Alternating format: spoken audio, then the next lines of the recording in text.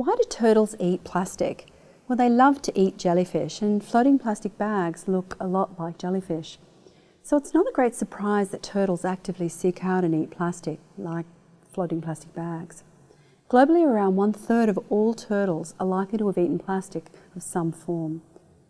But lots of marine animals mistake plastic for food, such as fish, seals, and whales.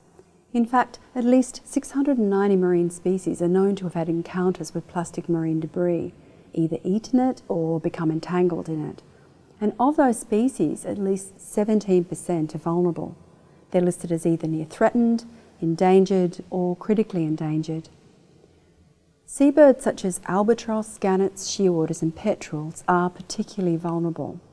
Albatross are pelagic birds, which means they're out at sea for months, even years at a time. And during the breeding season, partners share the load of foraging at sea to bring back food home for their chick. They search for food by smell, flying hundreds of kilometres low over the water. Flying perpendicular to the wind, across the wind, not only saves energy, it also increases your chances of finding an odour plume from a dead fish or rotting squid that's floating on the water's surface. Once they've found a whiff of food, they change direction.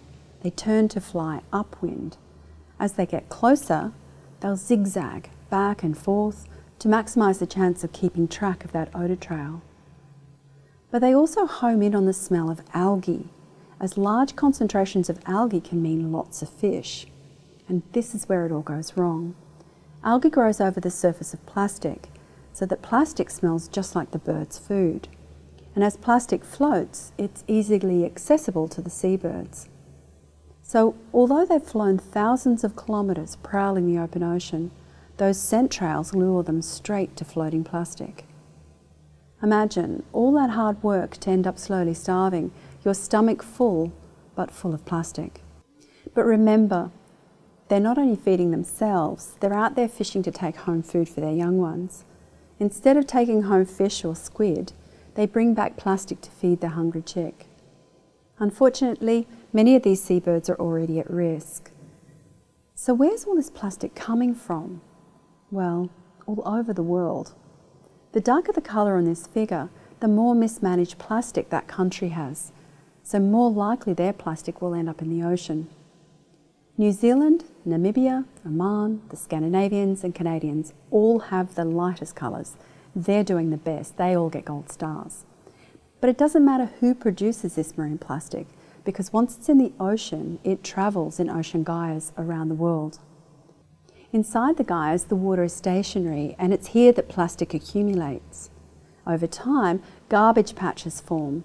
The most well-known of these is the Great Pacific Garbage Patch. But there's one in each of our ocean basins.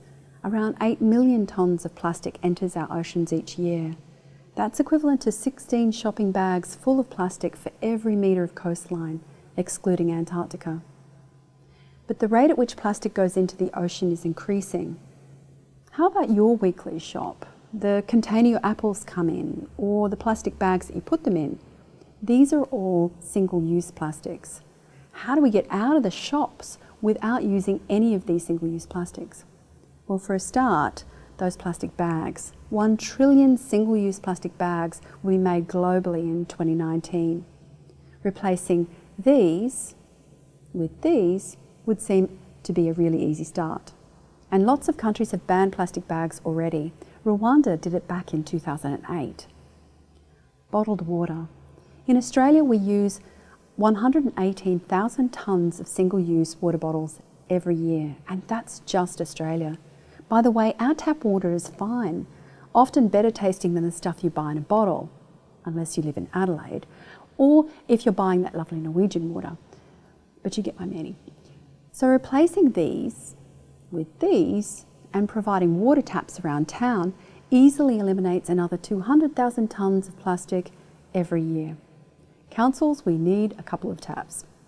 So managing our waste is so important. Did you know that only about 40% of those plastic bottles are recycled? The rest go to landfill or to our waterways.